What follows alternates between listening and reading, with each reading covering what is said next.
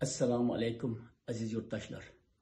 Birleşken Milletler Teşkilatı'nın kişilik hukukları qaraydigan Ali Komissari Michel Bachelet hanım yakında vatanimizni ziyaret kılmakçı. Xitay hükümeti onunğa özü xalagan joylarni ko'rsatish ve özü tanlagan kişiler bilan uchrashtirish uchun türlük nayranbozliklarni ishlatib tayyorgarlik qilmoqda. Xitay hükümeti shuningdek Birleşken Devletler Teşkilatı tadqiqotchilari ve mutaxassislari tarafidan tayyorlangan dokladni e'lon qilmasligi uchun besim ishlatmoqda.